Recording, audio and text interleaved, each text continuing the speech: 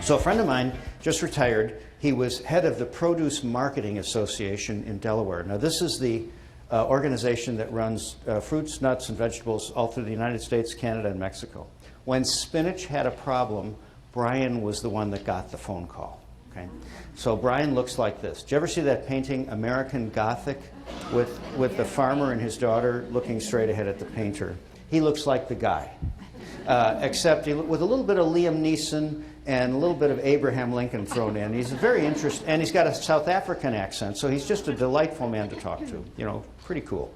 And actually, he looks like Steve, my videographer, with a beard. So that's kind of what he looks like. Yeah. And I asked him one day, I said, now you got people all over the United States that work for you. How do you lead? He said, oh yeah, he said, well, I was a band kid in high school. Were any of you band kids in high school?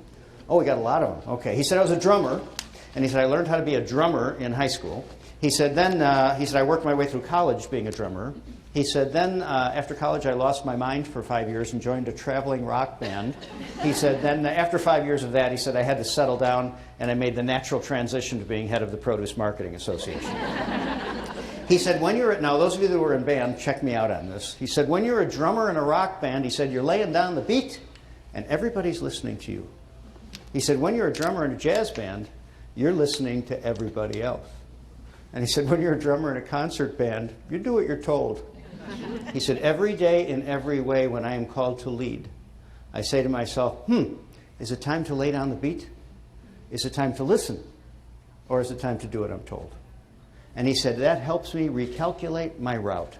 It's my inner GPS as a leader. I'd like to suggest that every one of us is a leader, whether our job title tells us we are or not. When we're in front of that client, when we're in front of that family, when we're in front of the classroom, when we're in front of our administrator, maybe even somebody who's a couple of levels up, we're still a leader. Because if it wasn't important for us to be there, they wouldn't have us in the office. If it wasn't important for you to be presenting something, they wouldn't have asked you. If it wasn't important for you to visit that day, you wouldn't be there. And so we're the leaders, and people look to us like we know stuff. And we do know stuff.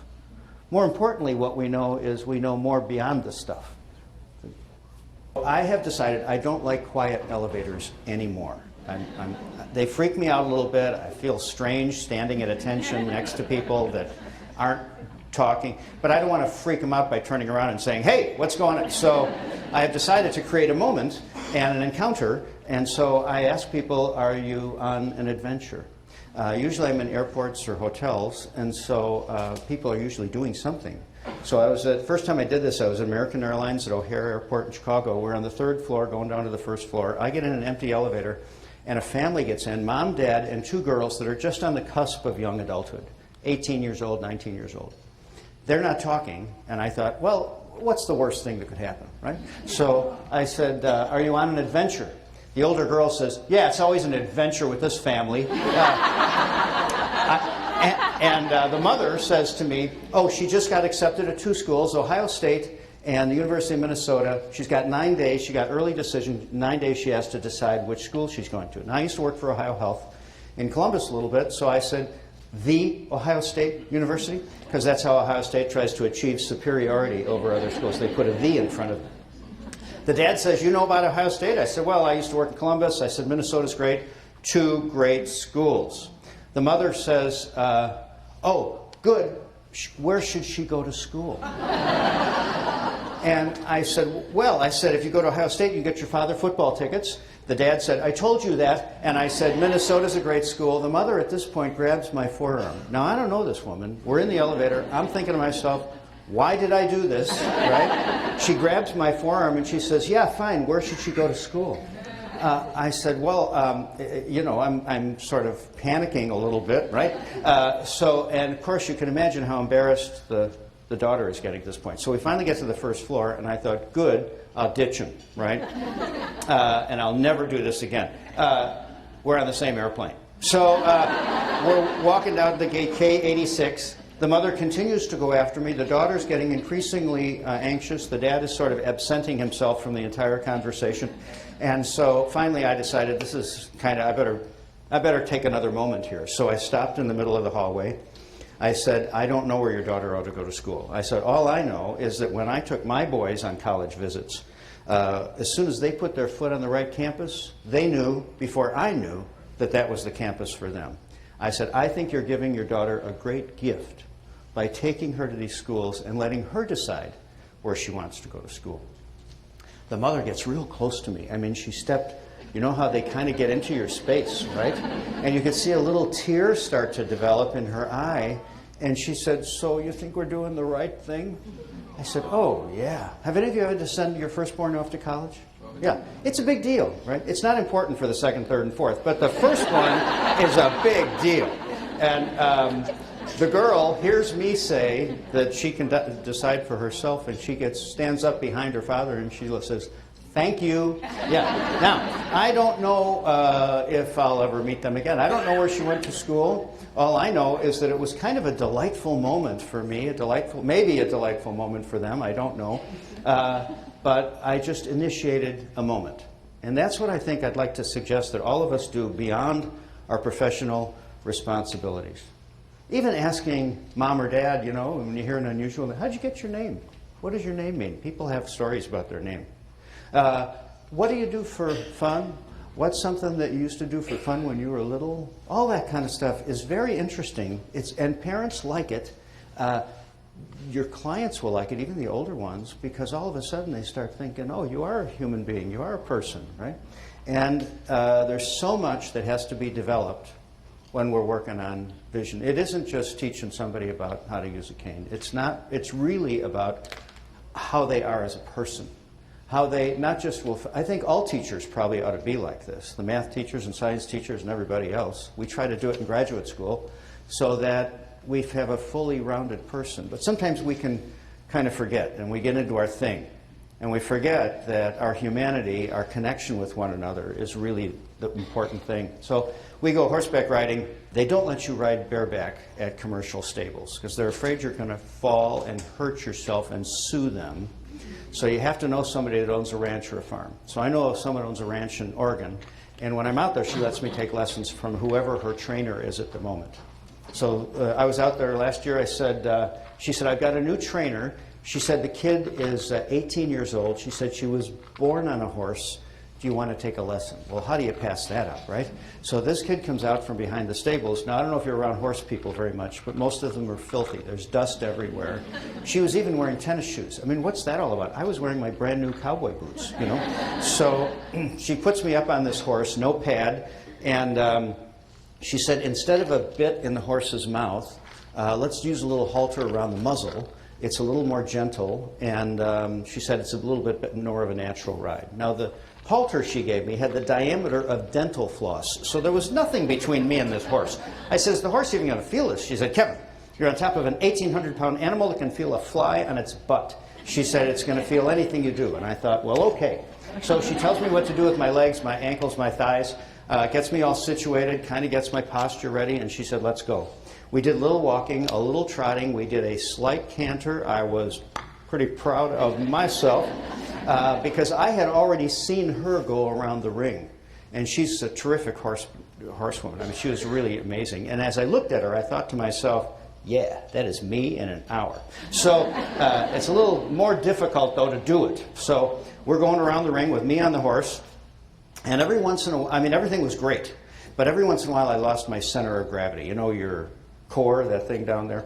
So I lost my center of gravity, and I didn't fall off, but I kind of leaned off to the right.